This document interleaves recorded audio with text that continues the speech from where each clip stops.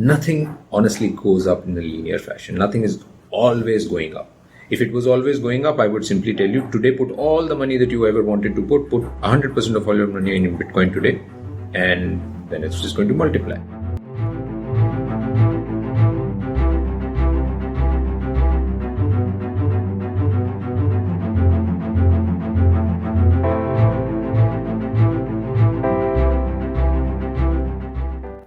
But the other thing that people have been asking us is, how do I invest in Bitcoin?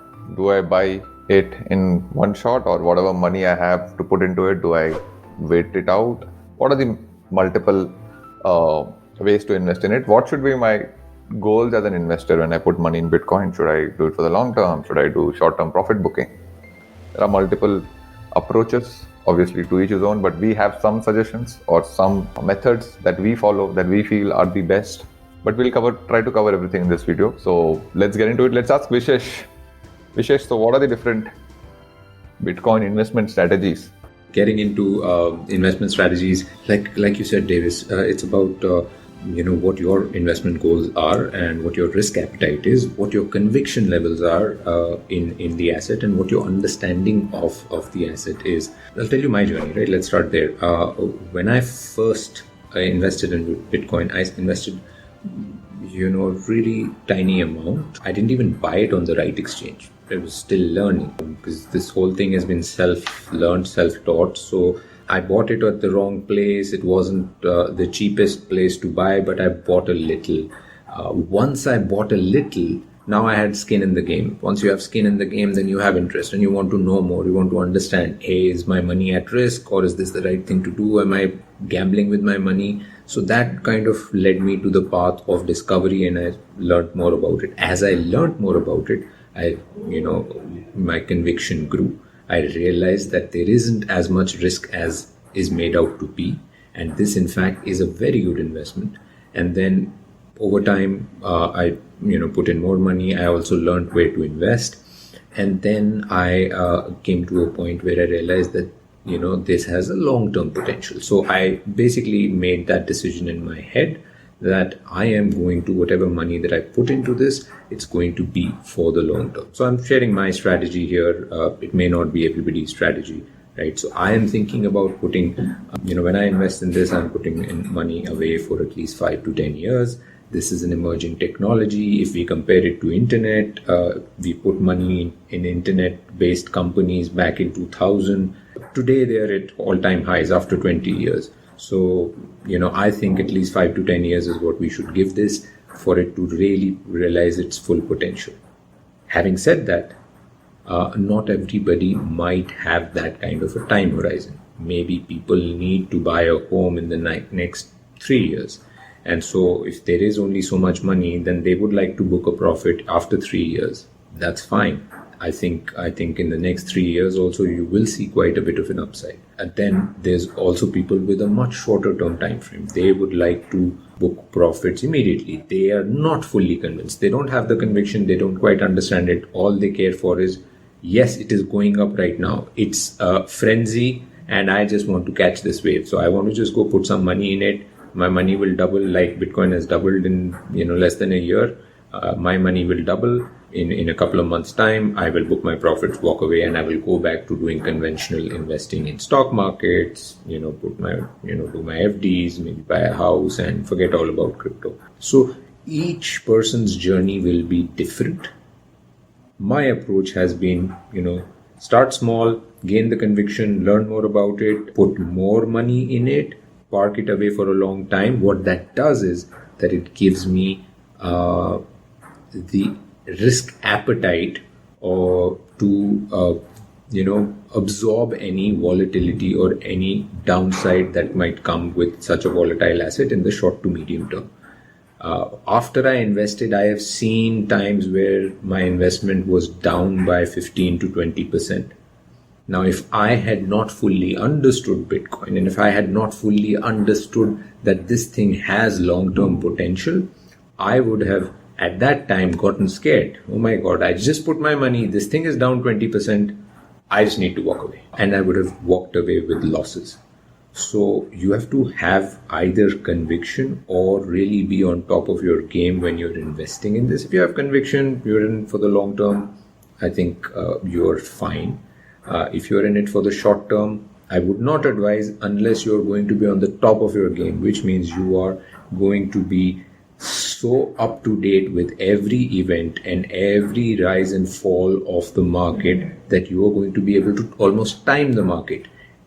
Buy in at a low price, exit at a high price before it crashes again. If you're able to do those things, then you're basically a trader. You're not a long-term investor and you're trading the asset. And that's fine. A lot of people are simply trading the asset. Because it's a volatile asset, it is a very good asset from a trading perspective because you can keep repeating this cycle. Buy low, sell high, buy low, sell high. But how do you know when it's going to be going up and how do you know when it's going to go down? And that's what requires the knowledge and investment of time every day to be a trader and to sit and understand what the market is doing and how it's going to behave. There are different ways of doing it. There are people who use technical analysis to do it. People who watch the news, what is happening in the industry to sort of see patterns, market cycles, and you can do it like that. A more hands-free and a less stressful approach is put some money that you believe you will not need for the next 5 to 7 years, or 3 to 5 years. I think 3 years is also fine. That you will not need, that this is not your rainy day fund, this is not your emergency fund. Because what if it's down at the day when you need your emergency funds?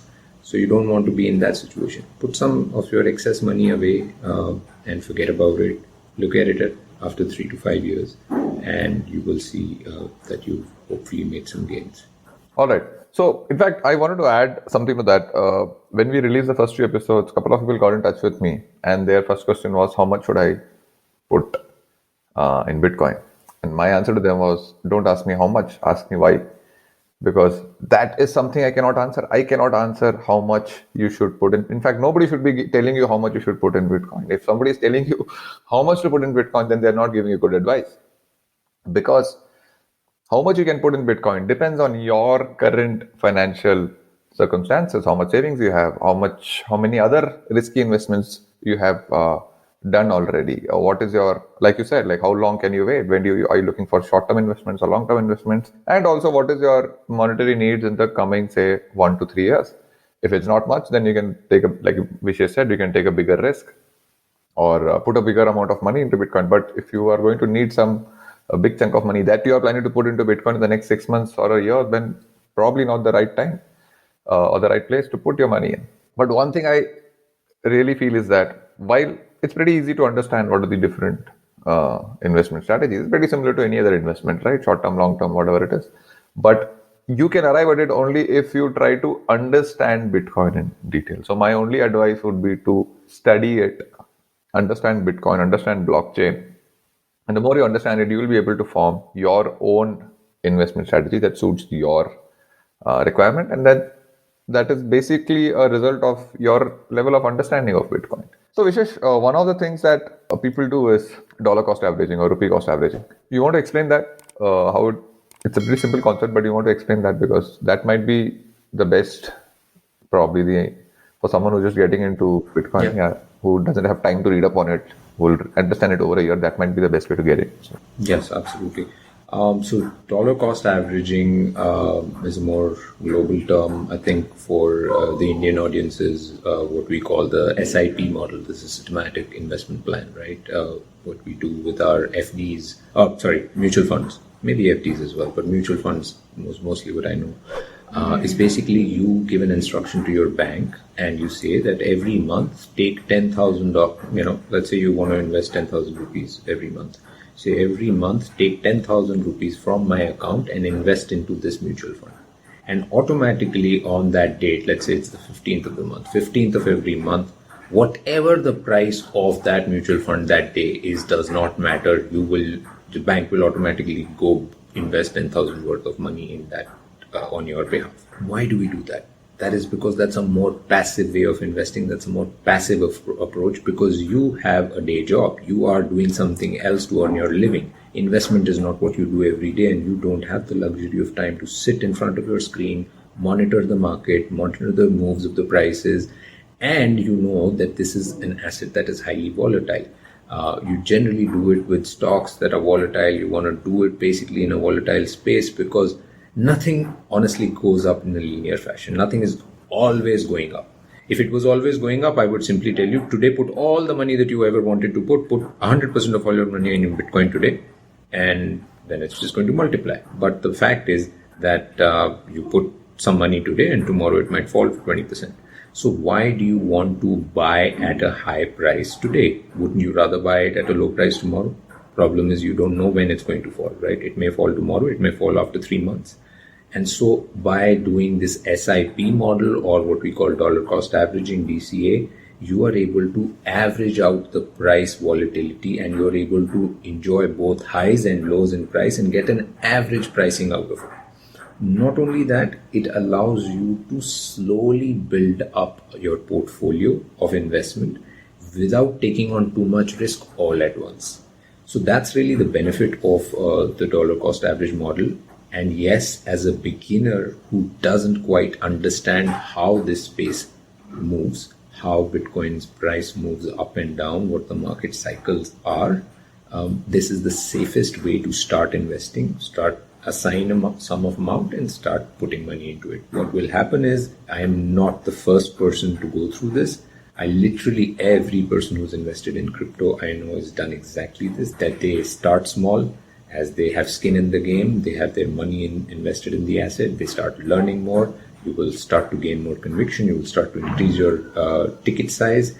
And what will also happen is there will come times when you will start to identify patterns in its price movements, and you're going to be able to then make a call, and a call that only you can make for your own money is that, hey, I think this thing is going to dip and I'm going to wait to put a big sum of money. And so what a lot of people do is, even I do, right, dollar cost average every month, and on top of that, if I expect a dip to happen, then I have some more extra funds. If I have, then I want to put in a larger chunk of money, I'll wait for that dip. Maybe that dip never comes, which is fine. At least I'm still doing dollar cost averaging and I am still participating in the rally. If I keep waiting for that dip that I have decided to time this market, and that dip never comes, I miss a solid upside. So that's sort of a way to achieve balance in your investment approach. So yeah, now we've understood that start small, and then as your conviction grows, keep growing, and then obviously you have the SIP or the dollar cost averaging or rupee cost averaging method.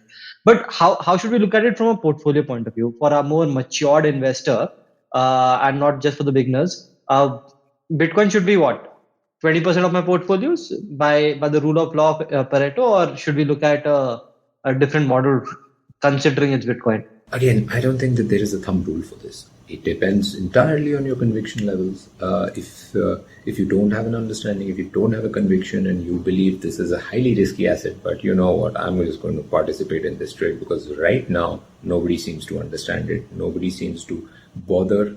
As long as it's going up, I'm going to participate in it. So they just want to gamble with their money. They want to make a quick buck. For people like those, they want to only play. If they look at it as a high risk asset, then they want to also put only the amount of money that they can lose. They can afford to lose. So very small percentage of your portfolio. As you learn more about the space, your conviction grows, your percentage allocation of your portfolio may also grow. Now that is of course individuals. Now what is the general convention? What is the general advice? Well, generally what people say is that you want to allocate your portfolio or investment portfolio allocation distribution into cryptocurrency in the range of 5 to 10% for a decent level of understanding. Now there are people on either end of the spectrum, right? There are people who hate crypto, who think this thing has absolutely no value. We are different. And then there are people who are absolute maximalists. They do nothing. They have no interaction with fiat currency. They've gone to the other end of the spectrum where they they're earning their salaries in Bitcoin they are making all their purchases in Bitcoin and 100% of their portfolio investments is in Bitcoin. So we're not talking about either of those. See, there are some risks, and we will continue to talk about those risks also in future episodes. There are always risks in any investment, and you have to, achieve and strike that balance. If there was zero risk, everybody would have invested in this, right? 99.9% of the market is not yet invested in this because they still feel there are some risks and there is not mass acceptance. We can see certain things that the masses cannot see. Therefore, we are also not that wary and that fearful of this as an investment. So we are somewhere in the middle of the spectrum, and I feel like a healthy portfolio allocation should be between 5 to 10% of your total investment portfolio. So what here is start small, build your conviction, and keep growing. Keep growing. And there are some statistics. I wish I had those statistics in front of me. There are some statistics that say that I may get these metrics wrong, but the general direction is that in the last 10 years, if you had put 1% of your portfolio into Bitcoin and 99% into conventional assets or the US stock market, today you may have either beat it or matched it. I think beat it for sure. You would have beat it already with a 1% allocation. So the idea is that this thing can give you outsized returns. That's not to make you so bullish, irresponsibly bullish, that you go out there and put 100% of your money. There are risks, like I said. Study those risks, understand, take your own, have your own opinion about what those risks might entail. Do you think those risks will play out? My understanding is different. I will talk about what my understanding is and how I see those risks and how I believe those risks may or may not play out. But having said that, I do have a portfolio of investments, so therefore I certainly have a decent amount of conviction that this thing is going to succeed. Okay, guys. In fact, like Vishay just spoke about how we'll speak about risks in future episodes. In fact, we have planned a mini series within this podcast itself, wherein we will cover. In each episode, we will take a common risk that people talk about Bitcoin, and we will cover it in detail. So we have a mini series, so stay tuned for that. And we also have another mini series before that, in which we'll talk about the common myths and misconceptions and the common question that everyone has about Bitcoin. So those two series will completely take you through Bitcoin. You'll have a pretty solid understanding after that. So Vishesh, you just spoke about portfolio allocation, but within cryptocurrencies, okay, we were talking about Bitcoin investment. Let's talk about cryptocurrencies investment. There are multiple cryptocurrencies. Bitcoin is just one of them, and the most popular one, the most successful one. What is the best practice as such to distribute money between multiple cryptocurrencies like Bitcoins and altcoins? Altcoins are crypto coins other than Bitcoins.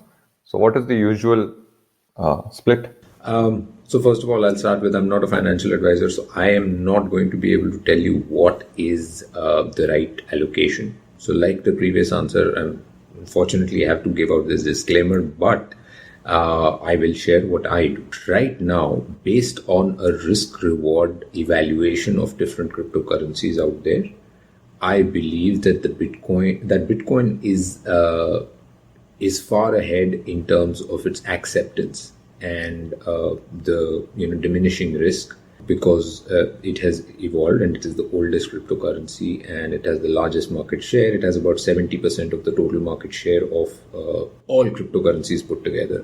So one Bitcoin on one side and thousands of cryptocurrencies on the other side only capture 30% of the market share. So the risk has largely diminished. The reward is still high. And therefore, today, the risk reward tells me that I should have a lopsided allocation within my crypto portfolio towards Bitcoin. I have a distribution of 80% on Bitcoin and 20% in the rest of the cryptocurrencies. What those cryptocurrencies are, there are names like Ethereum, Chainlink, DOT, there's so many more. So we'll of course talk about those. I don't want to get into those rabbit holes trying to explain each of those cryptocurrencies. But one thing I will say right now, because it might take time before we get to that topic, is guys, understand that cryptocurrencies all have different use cases. Not every cryptocurrency is playing the role of store of value, and not every cryptocurrency is trying to become the perfect form of money that Bitcoin is. There will only ever be one cryptocurrency that will play that role, and right now it looks like nothing comes even close to Bitcoin in doing that. If something emerges, if a new cryptocurrency comes and emerges and it seems like it may be even better than Bitcoin, well, we'll talk about that. But Bitcoin has a 12-year lead. It has insane amounts of network effects. Right now, it has so much energy behind it that nothing is even in your rear view mirror. You can see nothing. So Bitcoin is one true winner in the monetary space. Other cryptocurrencies have other use cases. They are not store of value, and that means that you have to understand what their true use cases are. Don't just go purely on price. Hey, Bitcoin was once less than $1. It was maybe 25 cents. Today, look at it. It's at $26,000. So why don't I go and invest in another cryptocurrency that is 25 cents? One day I will also have that cryptocurrency will also go to hit $26,000. So why should I now invest in Bitcoin? The other thing to remember is you don't always have to buy one whole Bitcoin. You can buy a percentage of Bitcoin. You can invest $1 into Bitcoin. You will get a fraction of a Bitcoin. The way you have to look at your returns is that it is a percentage gains, right? You put $1 and Bitcoin grows 5 times. You multiplied your $1 to $5. You put $10,000, it will become $50,000. You don't have to buy one whole Bitcoin if you cannot afford it. A lot of people make the mistake, hey, Bitcoin is already too expensive. Let me go and buy a cheaper currency, which I can buy more of, and then I will have better returns. Your returns are always going to be in terms of percentage gains. Bitcoin has a lot more upside. The others may not have that kind of upside. Some may do, but the risks that come with it are also higher. The higher the risk, the higher the potential reward. So don't just go look at the sticker price of a currency and say, oh, that's such a cheap currency, let me just go buy it. So that's all I'll say. 80% of my portfolio allocation, I'm not saying this is the best practice, this is what I follow. That's all I can say is towards Bitcoin in the coming years. If, there are, if the market evolves, if there is some signs that make me believe that I should start reallocating some of these funds towards other projects that have a better potential upside and their risk reward ratio is getting better, then we'll talk about it then. But today, this is the allocation that I would do.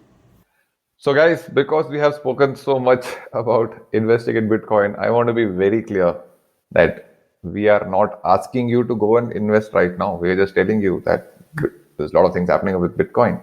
We are sharing information that we know, and our opinions also we're sharing. But in no way we are saying that go buy Bitcoin right now. We will only say this, that do your own research and then you decide whether you want to buy Bitcoin or not. And if you want to buy, how much Bitcoin you want to buy. It's absolutely up to you. It's totally dependent on your own research. Look at all our videos, look at other videos, look at other podcasts, do your own research and then decide. We are not responsible for your investments. पैसे डूबे तो हमारे पास वापस मत आना. Yes. We'll have to hide our addresses and stuff, man. You never know what happens. All right, guys.